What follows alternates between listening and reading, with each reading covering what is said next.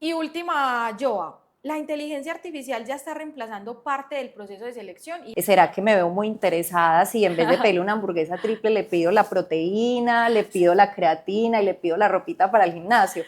mito o verdad, las empresas ya revisan tus redes sociales.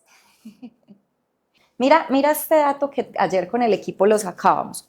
De 36 a 55 años, el nivel de permanencia en una compañía es de 4 años en adelante. ¿Por qué es tan difícil ahora encontrar talento? Uno diría, A veces pensamos que la entrevista es ¿cuántos años tienes? ¿Cuál es tu formación? ¿Cuántos años de experiencia? Este es mi horario. ¿Te gusta? ¿Te ajustas? Mira dónde estoy ubicado, puedes venir hasta acá. Puedes empezar el martes. Y esa es una pregunta que su respuesta va a generar controversia. a mí me llamaron a una entrevista hace unos años, claro, ¿dónde debo de estar? ¿A qué horas? Yo hoy llamo a entrevista a chicos jóvenes, me pasa mucho con practicantes, y se puede virtual. Venga, es que normalicen ustedes los reclutadores que nosotros rotemos, o la permanencia dentro de las organizaciones es entre 6 meses porque ya ni siquiera llega el año, lamentablemente.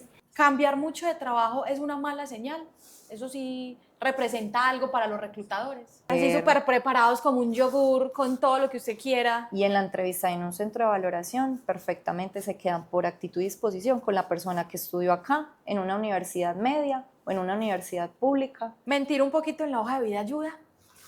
Tener títulos garantiza conseguir empleo. Mito. Mito. Mito. Si a 2 años antes o 3 años antes mis clientes eran quiero talento joven, hoy es quiero talento senior.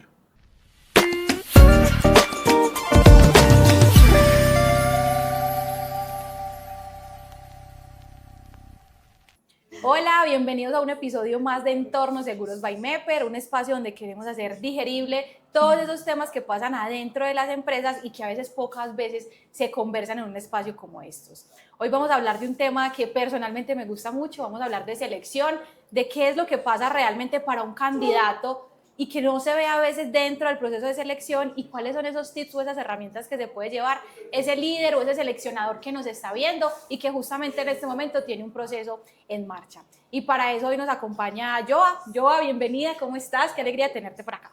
Gracias, Susi, es un placer para mí estar en el espacio y poder generar valor a través de mi conocimiento. Qué rico, y seguramente vamos a exprimir lo que más podamos de Joa y de todo ese conocimiento que tienes. Y antes de empezar, Joa, ¿con quién estoy sentada? ¿Quién eres? Cuéntame algo de Joa.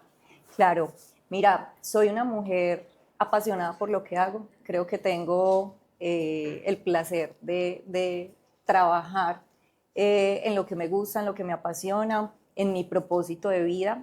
Soy psicóloga, tengo un MBA, soy socia de una firma de consultoría llamada Mentis Consultants y ahí lidero, digamos, como las 3 unidades de negocio. La que venimos hoy a conversar, que es todo el proceso de atracción, tanto de ejecutivos de media alta gerencia como cargos operativos. Está la unidad de valoración y está la unidad de consultoría donde acompañamos a las empresas en todo el propósito. Me encanta el deporte, soy una mujer que le encanta viajar, creo que a partir de conocer más culturas también se enriquece la visión y que eso también le puede aportar no solo a la persona, sino también, digamos, como al ambiente organizacional, porque da una mirada muy diferente de otras formas, otras culturas, otras maneras de ver las cosas. Yo conecto un montón con cosas desde lo personal que mencionaste, conecto también con ese propósito de ser muy apasionada por lo que hacemos y me conecto también porque justamente ese es parte de mi rol dentro de Mepper. Y conversar de este tema es bastante importante porque finalmente una buena selección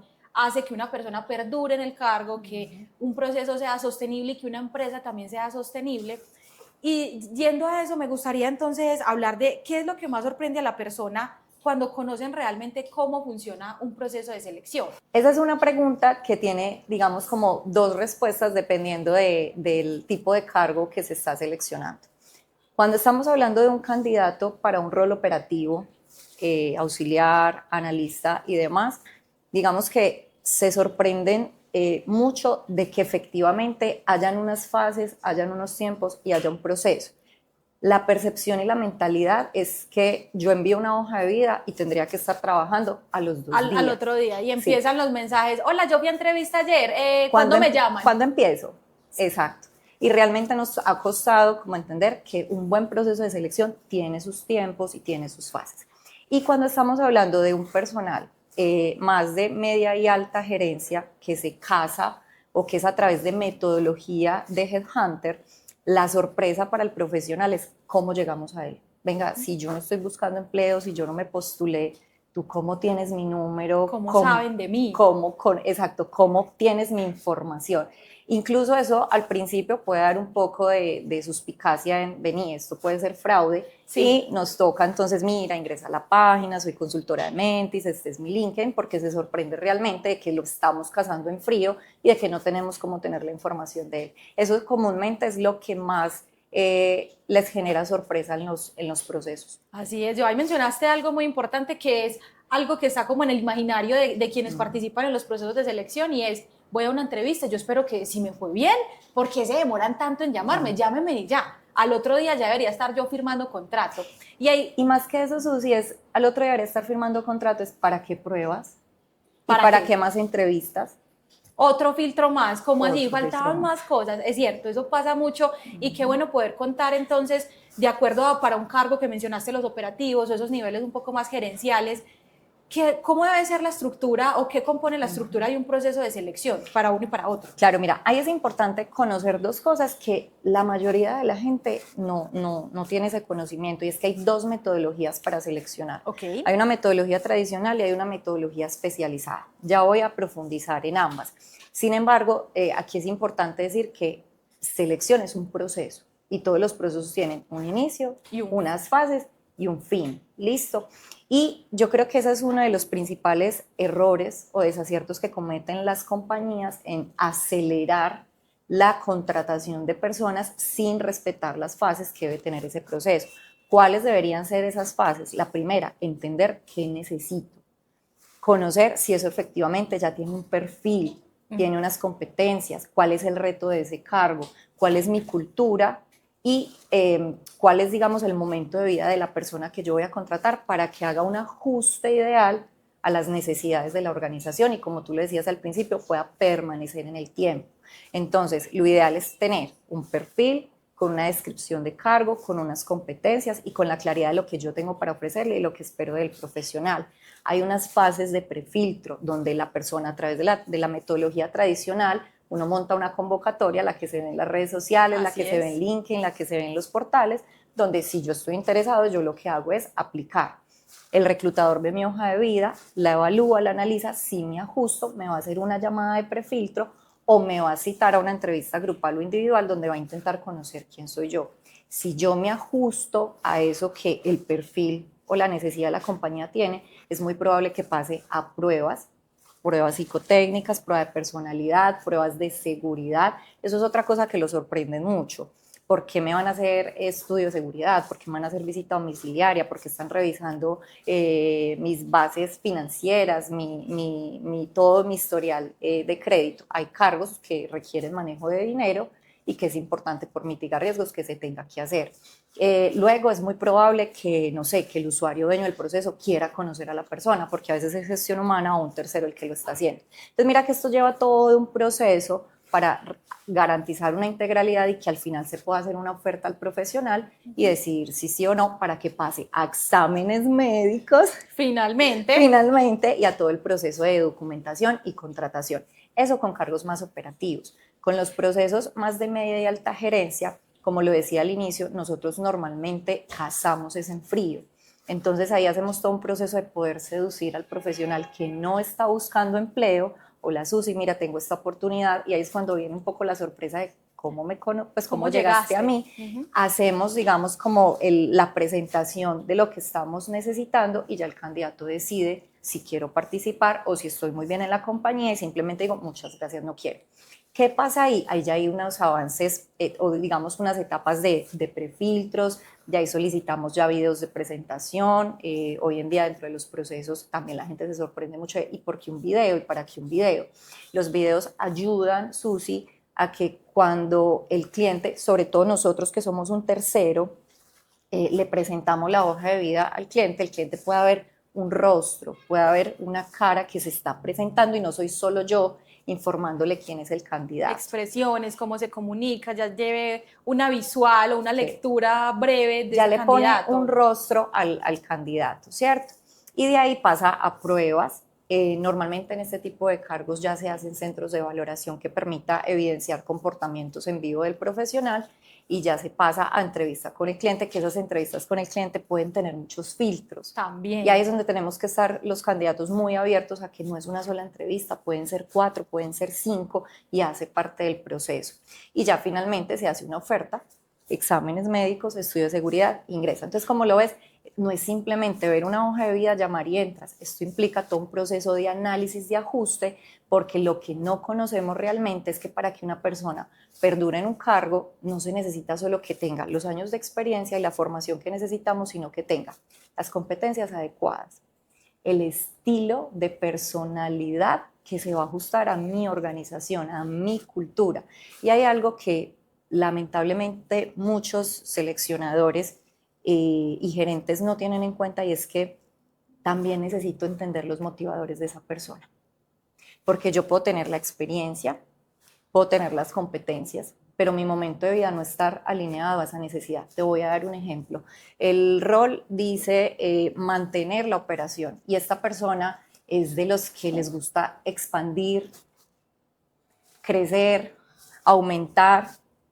Lo vas a poner en una posición donde lo estás limitando. Así es. Y ahí es cuando viene el típico comentario de, es que allá era muy bueno aquí, ¿por qué no? O viceversa.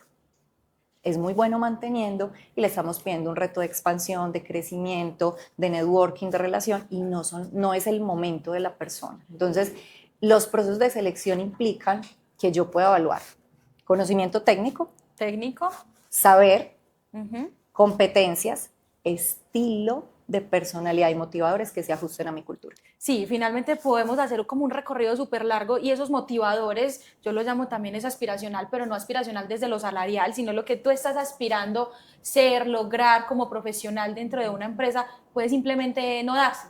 Puede simplemente no darse y también desencadena y vuelve, inicia todo un proceso de selección. Y eso me lleva a algo, hablamos como de un ciclo súper amplio, pareciera muy amplio, en tiempos que a veces también sufrimos un poquito. Si pudiéramos dar un estimado, eso va a depender de un montón de cosas, pero un estimado en tiempos para un operario, para un cargo operativo y para un cargo gerencial, más o menos ¿cuánto es? Mira, para un operario, que estamos hablando de operario, que son procesos mucho más masivos, normalmente las organizaciones manejan entre 1 y 3 días, porque ahí realmente no hay un proceso tan riguroso.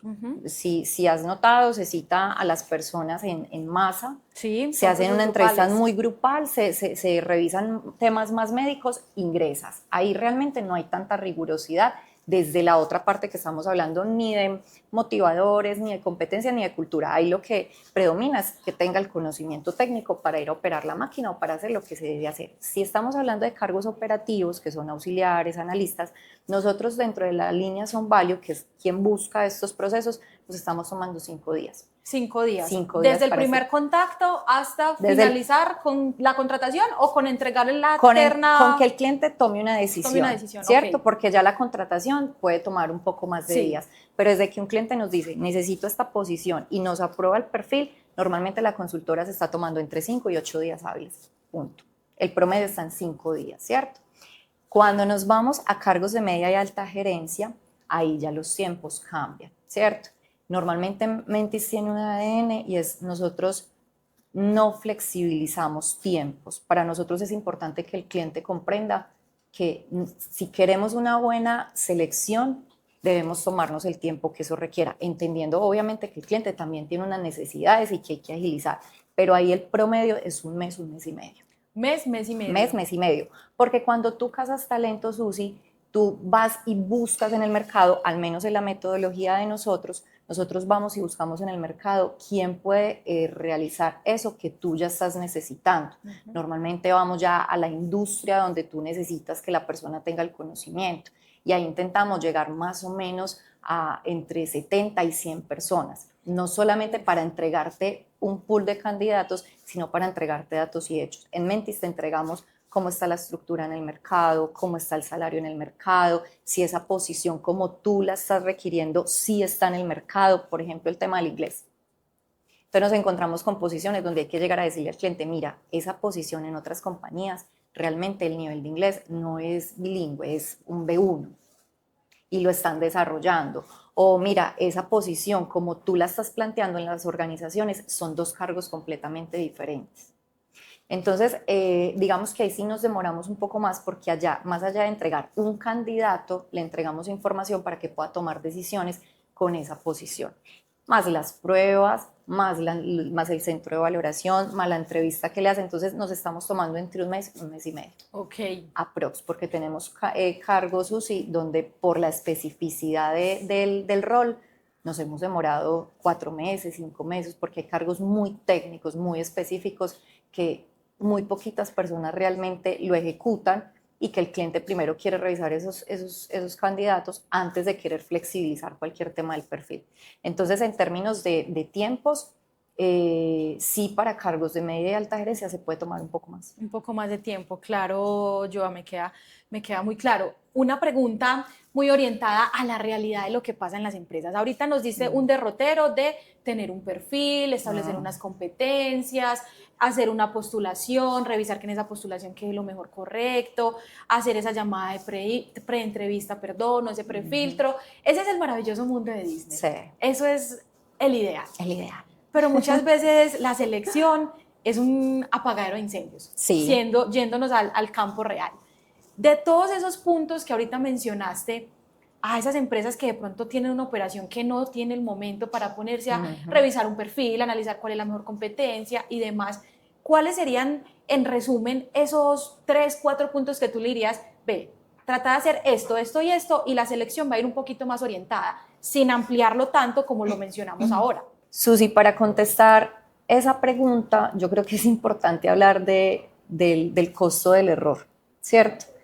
Es importante tener en cuenta que seleccionar más mal le implica a una organización entre 3 y 6 salarios anuales del proceso. Obviamente entre costo directo y costo indirecto, el proceso de selección, la nómina de la persona, el tiempo del líder, todo el proceso de onboarding, los errores que al inicio con el periodo de prueba se realizan y demás. Entonces, teniendo en cuenta ese costo como tal, yo te diría que las organizaciones no deberían flexibilizar nada en el proceso. Sin embargo, también entendemos que estamos en un país con un tejido empresarial donde el 98% son micro y pymes y que también las estructuras no dan para que la carga permita hacer un proceso tan riguroso. Para eso también hay firmas especializadas que nos encargamos en eso. Sin embargo, para responder la pregunta, diría que hay 2 cosas que yo definitivamente no flexibilizaría. Uno es tener bien mapeada la necesidad. Si no tenemos tiempo de montar un perfil estructurado donde esté la descripción del cargo, el reto, las competencias, la experiencia, sí mínimamente tener una ruta donde determinemos qué tiene que hacer la posición, qué estoy buscando y cuáles son las competencias. Y digamos que lo segundo que yo no flexibilizaría y le pediría a las organizaciones que no lo hagan es la profundidad en las entrevistas, porque poder analizar el ajuste de ese candidato a mi necesidad y a mi organización es lo que realmente garantiza que la persona pueda estar a nivel de tiempos y que sea sostenible en la organización. Y que ese es otro proceso que no hacemos muy bien dentro de las compañías. A veces pensamos que la entrevista es ¿cuántos años tienes? ¿Cuál es tu formación? ¿Cuántos años de experiencia? Este es mi horario. ¿Te gusta? ¿Te ajustas? Mira dónde estoy ubicado, puedes venir hasta acá.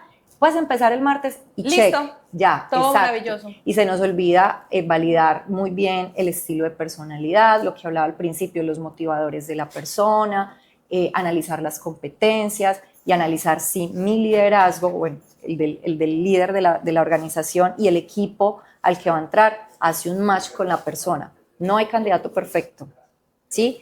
Pero los procesos sí buscan tener un nivel de ajuste que permita disminuir los riesgos para la persona y para la organización. Joa, hay un dolor que yo sufro dentro de mí, pero yo creo que muchas empresas también, y desde tu experiencia ya ustedes dedicado a esto, ¿por qué es tan difícil ahora encontrar talento? Uno diría, bueno, población hay, jóvenes hay, personas hay, ¿por qué es tan difícil ahora poder decir, me llegaron X candidatos? A mí me pasa, te voy a dar un número, 14 personas, me llega a la mitad o menos.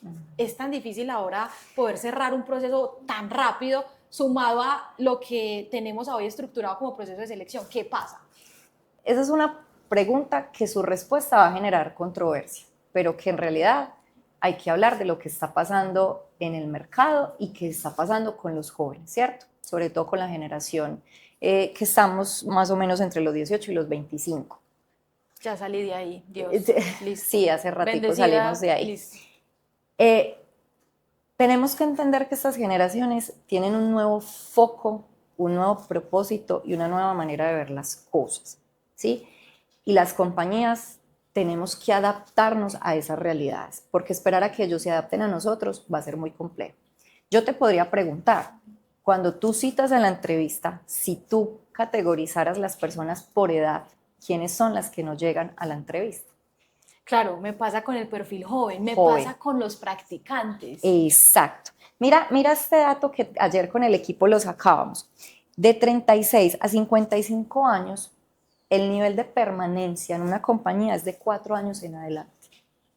¿Sí? De 35 hacia abajo es cuando ya estamos viendo que las rotaciones o la permanencia dentro de las organizaciones es entre 6 meses, porque ya ni siquiera llega al año, lamentablemente, entre 6 meses a los 3 años, ¿sí?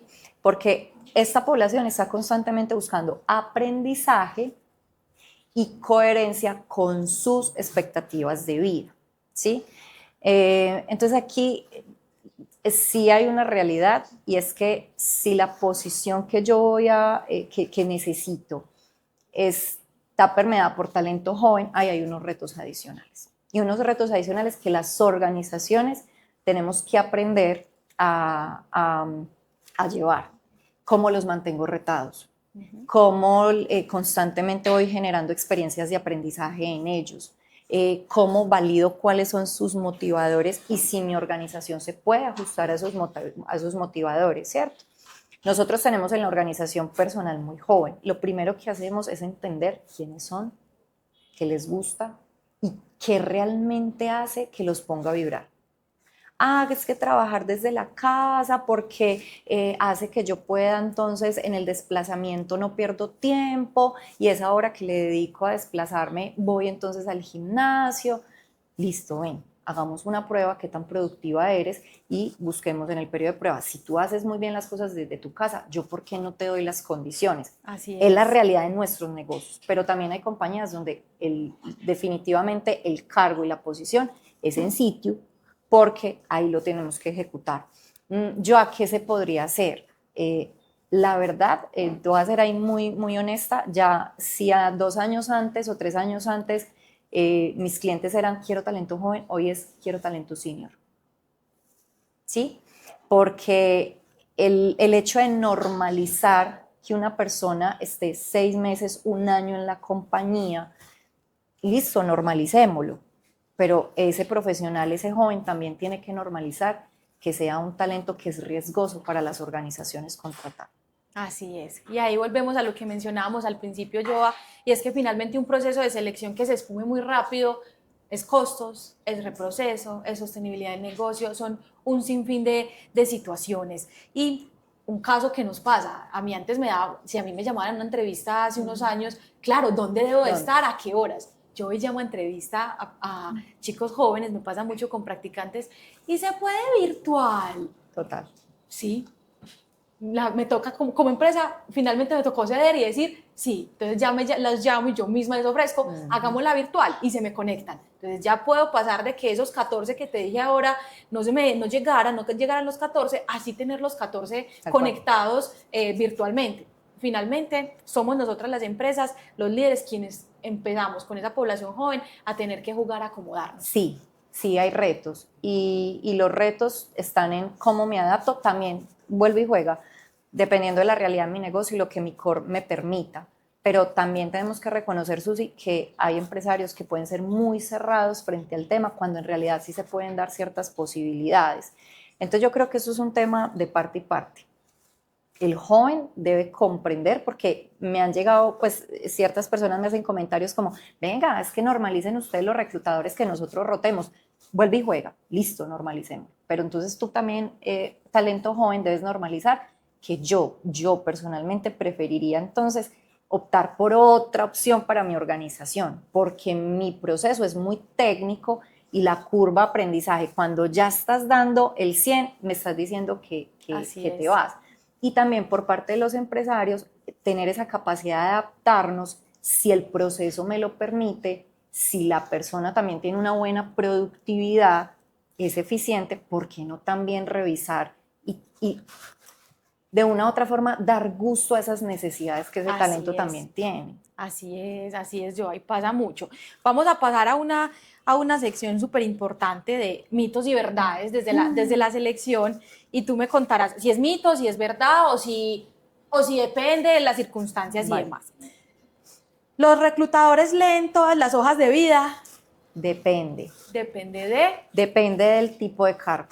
Por ejemplo, un auxiliar contable. Un auxiliar contable es un proceso muy estándar. Entonces ahí un reclutador, recordemos que un reclutador también es, hazte de cuenta, como una fábrica de producción. Hay que sacar, ¿cierto? Entonces ahí normalmente lo que hace el reclutador es garantiza que tenga la formación que está pidiendo el cargo, va haciendo un check, que tenga la experiencia y lo llamo. Listo. Entonces yo ahí no entro en detalle a ver toda la hoja de vida. Es cierto. Sin embargo, nosotros hemos tenido procesos donde es muy técnico y muy específico el conocimiento que necesitamos de la persona. Y ahí sí es necesario revisar perfil, revisar en cada una de las experiencias, mirar en el apartado donde ponen conocimientos, si por allá me está poniendo exactamente, no sé, el sistema que necesitamos, el conocimiento técnico que necesitamos. Entonces depende mucho del proceso. Ahora bien, con los procesos de media y alta gerencia, nosotros en Mentis también tenemos todo el servicio de outplacement. Acompañamos a los profesionales en la búsqueda de empleo y de su marca personal. Yo soy muy enfática con todos diciéndole, tu perfil profesional debe estar tan bien escrito que uno no necesite más ver la hoja de vida, porque realmente la hoja de vida se vuelve la carta de presentación, y si esa primera parte explica muy bien qué haces, cuál es tu experiencia, en qué sectores y a través de qué competencias, yo simplemente ya lo que hago es llamarte y validar a través de un prefiltro cómo lo haces y que me puedas condensar bien como la información que está ahí. Perfecto. Entonces depende. Segundo mito o verdad, ¿cambiar mucho de trabajo es una mala señal? ¿Eso sí representa algo para los reclutadores? Sí. ¿Qué representa? Verdad. Volvemos a lo que decíamos ahorita, cuando no es que normalicemos que yo quiera tener diferentes experiencias y aprendizajes en las compañías. Sí, pero te vuelves un costo para las organizaciones, ¿vale? Te vuelves un riesgo para las organizaciones. Cuando tú tienes una hoja de vida y ves 4 meses, 6 meses, 1 año, 8 meses, nosotros la verdad, si la hoja de vida por experiencia, por conocimientos, se ajusta, nosotros nos tomamos, pues nos damos a la tarea de llamar a validar los motivos de retiro. En los cargos operativos, no sé, hasta profesionales, uno se encuentra con que la respuesta es salario. Y claro, todos, absolutamente todos, estamos en pro de mejorar nuestras condiciones económicas y nuestra calidad de vida. Pero empiezan a decirte, bueno, listo, salario, ¿cuál era la mejora salarial? 100.000.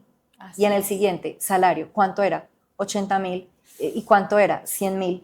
Entonces realmente uno ahí, de 100.000 en 100.000 en 100.000, te vuelves un riesgo para la organización, ¿sí? Te encuentras el siguiente caso también, 8, 1 año, 1 año. ¿Por qué te saliste? La cultura de la compañía. Ah, cuéntame, ¿cómo era la cultura de la compañía? Te cuento. En el siguiente, no, mi líder. Ah, cuéntame cuál era el líder. En el siguiente, no, es que el equipo era muy pesado. Ven. Entonces también hay unos patrones de que si en 3 compañías realmente no te ajustas y uno normalmente hace la pregunta de qué hiciste tú diferente, uno también empieza a ver que hay formas y patrones de comportamiento que, seamos muy honestos, no son sanos y que también digamos que un empleador busca mitigar riesgos. Entonces, sí es verdad que una alta rotación en la hoja de vida sí hace que dentro del proceso ya haya un riesgo. Tenga un peso para el seleccionador Sí. que está evaluando. Más que un peso, es que ya hay, digamos, como algo que es importante entrar a validar, A revisar. a revisar, porque ya se está generando un riesgo. Completamente. Ahora bien, yo también quiero ser muy clara acá con algo, porque sé que algunas de las personas que vean el episodio podrán decir, pero es que yo trabajo por prestación de servicio. Claro. Eso es otro cuento. Sí, eso es distinto. Eso es distinto, porque esa es la modalidad. Y ahí, digamos que la dinámica cambia. Ya no es un patrón tuyo, es una modalidad de trabajo que por tu rol se da. Pero cuando es una convicción de estar cambiando y cambiando y cambiando, porque es que el otro, porque la cultura, porque la compañía, y ese es el patrón repetitivo, ya ahí hay riesgos. Ahí hay que revisar qué pasa con Sí. ese candidato.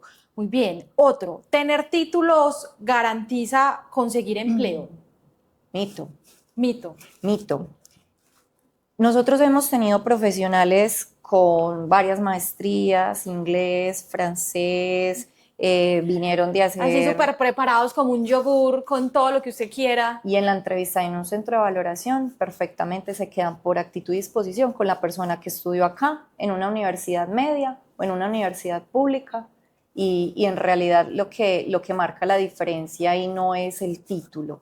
Sí en ciertos procesos sí puede ser un plus, pero en realidad no marca la diferencia en un proceso. Es decir, tener más títulos no va a garantizar que sea más fácil para mí conseguir trabajo ni que vaya a alcanzar el mejor trabajo. No es proporcional lo uno a lo otro. Lo que pasa es que ahí ya hay otro contexto. Hay requisitos de formación que partiendo de esa base, creo que ahí es donde va a ser un diferencial, Sí, la actitud. correcto, pero cuando yo voy a una entrevista, el hecho de que yo tenga más títulos que tú no va a garantizar que yo me quede con la posición. Perfecto, muy bien. Mito o verdad, las empresas ya revisan tus redes sociales. Sí, hay compañías que lo hacen, lo hacen, incluso hay una plataforma, en estos momentos se me olvida el nombre, que tú perfectamente le ingresas como una imagen de la publicación y él hasta te logra predecir cuál podría ser el estilo de personalidad o de actuar de la persona. Entonces sí, hay compañías que lo revisan. Dentro de Mentix no tenemos esta práctica. Y no la tenemos, Susi, yo ahí sí quiero como enfatizar por dos razones. La primera, porque nuestro proceso de valoración tiene un nivel de profundidad que realmente garantiza que seamos muy acertados en lo que predecimos del candidato y en el análisis que hacemos del candidato. Y el segundo es porque desde mi percepción una red social no garantiza y no determina nada. Y yo soy un ejemplo de eso. Yo me considero una mujer muy inteligente, muy preparada, pero tú vas a mis redes sociales y yo me descacho. Ok, voy a Pues, llevar la tarea de buscar a Joa en redes Sí, sociales. pues, o sea, yo comparto el meme chistoso, el de la hamburguesa que está en Sí. estos momentos. Entonces, ¿será que me veo muy interesada si en vez de pedirle una hamburguesa triple le pido la proteína, le pido la creatina y le pido la ropita para el gimnasio? Eso no me determina a mí como la socia de Mentis, como la gerente de desarrollo que está acompañando una cantidad de profesionales, no me determina. Entonces en Mentis como filosofía en algún momento dijimos, eso no nos genera valor y no determina un profesional, pero sí hay compañías que lo hacen. Que lo hacen, muy bien. ¿Mentir un poquito en la hoja de vida ayuda? Mito. Un poquito. Mito. ¿Nada? Mito. Okay. Mito. La mayor recomendación que yo le hago hoy a un profesional durante un proceso de selección es genuino y honesto. Es que tengo un bache, durante un año no trabajé. No me acuerdo qué fue lo que me pasó ese año. Y... Sí, no, venga, sea honesto, entregue la información, no omita información y tampoco ponga información de más.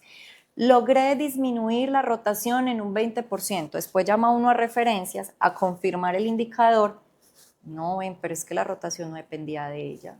Sí, no, ven, ese no era su tarea. No, pero es que esa no era su gestión. Entonces, no, las hojas de vida son la carta de presentación y como tal deben tener la información concreta, exacta y verídica. Y última, Joa, la inteligencia artificial ya está reemplazando parte del proceso de selección y ahí me apoyo. ¿Qué está haciendo Mentis hoy con inteligencia artificial? No, eso es falso. No está reemplazando, está optimizando el proceso de selección. Okay. ¿Listo? ¿Qué está haciendo Mentis? Mentis ya en todo su proceso de selección tiene una plataforma donde el candidato ya se postula y digamos que desde ahí ya hay una optimización en el prefiltro, en el análisis del candidato. La plataforma tiene la capacidad de enlazar diferentes sistemas como lo son LinkedIn, el empleo, y donde el candidato de más, pues de otras plataformas, nos trae toda la información y hace un análisis del perfil y nos dice más o menos el ajuste del candidato, en qué porcentaje está, cuáles podrían ser los riesgos y qué preguntas le podría hacer para garantizar. Entonces mira que ahí optimicé toda una fase de prefiltro. También a través de inteligencia artificial, dentro de los procesos estamos optimizando todo lo que son los hallazgos del mercado para los clientes. Si antes nos demorábamos 3 horas haciendo un reporte, ahora nos demoramos 20 minutos porque ya tenemos agentes que montan toda la información y bajan la información por la consultora. Entonces, en realidad, no, hasta el momento, y no conozco en Colombia ninguna compañía que en realidad la IA esté reemplazando, completamente, no, está optimizando la fase de los procesos. Perfecto. Bueno, se nos fue el espacio. Finalmente, preguntarte para ti, ¿qué es entornos seguros? Mira, esa pregunta yo creo que es muy fácil de responder desde mi experiencia y de lo que yo intento generar en mi organización. Yo me sentí muy segura cuando tuve una líder con la que podía proponer, podía objetar. Y objetar no era que digamos, a todo le dijera que sí, pero mínimamente me escuchaba. Entonces, un entorno seguro es una compañía para mí y intentamos que sean Mentis donde tengas pensamiento crítico, tengas la posibilidad de proponer, tengas la posibilidad también de informar en qué estás interesado y en qué proyectos quisieras estar y que ahí te puedas desarrollar. Perfecto, muchas gracias, Joa, gracias por este espacio, gracias por compartirnos esos datos, esos conocimientos, esa experiencia, y a Mentis también. Cuéntanos cómo podemos conocer de Mentis, dónde los podemos contactar. Sí, muchas gracias por la invitación, también disfruté mucho del espacio. A Mentis lo pueden encontrar en nuestra página web www.mentis.com.co. Tenemos Instagram, tenemos LinkedIn y particularmente a mí también en LinkedIn me pueden encontrar como Joana Giraldo. Y bueno, gracias a ustedes también por acompañarnos en un episodio más. Esperamos que estas prácticas puedan llevarlos y potenciar ese conocimiento que aplican hoy en sus empresas. No olviden de suscribirse, de darle like, y nos vemos en un próximo capítulo de Entornos Seguros by Mapper.